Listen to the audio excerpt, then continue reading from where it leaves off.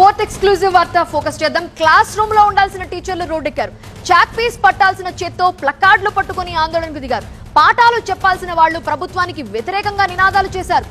ఎస్జీటీలకు manual counselling నిర్వహించాలని demand చేస్తూ ఏపీలో ఉద్యోగులు మెరుపు సమ్మెకి దిగారు. రాష్ట్రంలోని అన్ని డీఓ ఆఫీసుల వద్ద ఆందోళన చేపట్టారు.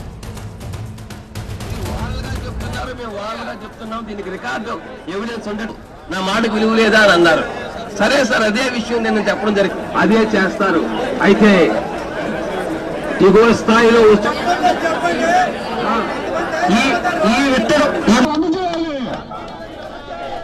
వెబ్ కౌన్సిలింగ్ వద్దు, మాన్యువలే ముద్దు అంటూ నినాదాలు చేశారు ఉపాధ్యాయులు. ఎస్జీటీ ఉపాధ్యాయులకు మాన్యువల్ కౌన్సిలింగ్ ద్వారా బదిలీలు నిర్వహిస్తామని పాఠశాల విద్యా కార్యదర్శి హామీ ఇచ్చి దానికి భిన్నంగా వెబ్ ఆప్షన్స్ ఎనేబుల్ చేయడాన్ని ఉపాధ్యాయ సంఘాల ఐక్య వేదిక తీవ్రంగా వ్యతిరేకిస్తోంది.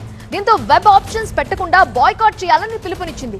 ఫలితంగా రాష్ట్ర వ్యాప్తంగా ఉపాధ్యాయులంతా కూడా రోడ్డెక్కారు. ఎందుకు వెబ్ కౌన్సిలింగ్ వద్దు అంటున్నారు వివరించడానికి మా ప్రతినిధి నాగరాజు లైవ్ లో సిద్ధంగా ఉన్నారు. నాగరాజు, ఎందుకు మాన్యువలే కావాలంటున్నారు? పెద్ద ఎత్తున ఉపాధ్యాయులంతా ఇప్పుడు ఆందోళన చేస్తున్నారు. మరి విద్యాశాఖ అధికారులు ఎవరైనా స్పందిస్తున్నారా?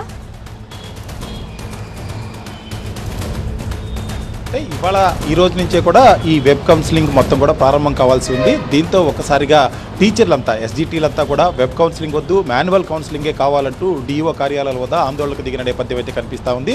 ప్రధానంగా ఎందుకు వద్దు అంటున్నానికి 2-3 రీజన్స్ అయితే టీచర్స్ చెప్తా ఉన్నారు.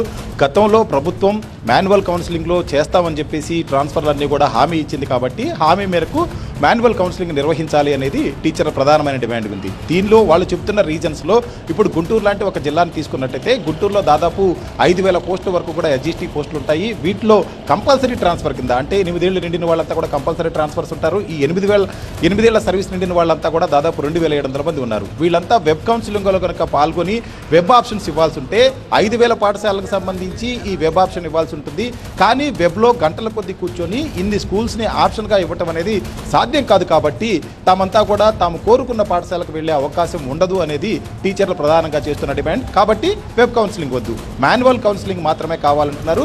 కొంత ఏదైనా పర్టికులర్ ర్యాంకింగ్లో ఉన్న వాళ్ళకైతే మాత్రం ఒక 50వ ర్యాంక్లో ఉంటే సపోజ్ మనం అనుకుంటే 50 పాఠశాలకు సంబంధించి కౌన్సిలింగ్లో వెబ్ ఆప్షన్స్ ఇవ్వాల్సి ఉంటుంది. లేదంటే తను ఉన్న స్కూల్ కూడా, తను ఇప్పటి వరకు అయితే పనిచేస్తున్న స్కూల్లో కూడా 51 ఆప్షన్గా ఇవ్వాల్సి ఉంటుంది. కాబట్టి అది కొంత సులభంగా ఉంటుంది. కానీ ఎవరైతే సర్వీస్ కంప్లీట్ చేసుకొని కంపల్సరీ ట్రాన్స్ఫర్లో ఉంటారో వాళ్ళందరికీ కూడా ఇన్ని వేల పాఠశాలను వెబ్ కౌన్సిలింగ్ ఇవ్వటం సాధ్యం కాదు. కాబట్టి మాన్యువల్లోనే చేయాలి అనేది డిమాండ్. అదేవిధంగా ప్రభుత్వం కూడా గతంలో టీచర్లకు హామీ ఇచ్చింది, మాన్యువల్ కౌన్సిలింగ్ చేస్తామని హామీ ఇచ్చింది కాబట్టి చెయ్యాలి. ఇప్పుడు ఒకవేళ వెబ్ కౌన్సిలింగ్ చేసినట్లయితే గంటల కొద్దీ వెబ్ సెంటర్లకు వెళ్ళి నెట్ సెంటర్లో కూర్చొని ఈ ఆప్షన్స్ అన్ని కూడా చేయాల్సి ఉంటుంది. ఇది సాధ్యం కాదు. కాబట్టి ప్రభుత్వం సానుకూలంగా ఈ నిర్ణయాన్ని, ఏదైతే టీచర్లు వినిపిస్తున్న ఈ డిమాండ్స్ అన్నింటిని కూడా సానుకూలంగా తీసుకొని వెబ్ కౌన్సిలింగ్ వద్దు, మాన్యువల్ కౌన్సిలింగ్ చేయాలి అనేది టీచర్లు చెప్తా ఉన్నారు. అయితే ప్రభుత్వం ఏ విధంగా ముందుకు వెళ్తుంది అనేది చూడాల్సి ఉంటుంది. ఇవాళ ఇప్పటికీ అయితే వెంటనే ఒక నిర్ణయం తీసుకోలేదు. కాబట్టి రేపు ఎల్లుండిలో టీచర్లు ఏదైతే డిమాండ్ చేస్తున్నారో వాటన్నిటి మీద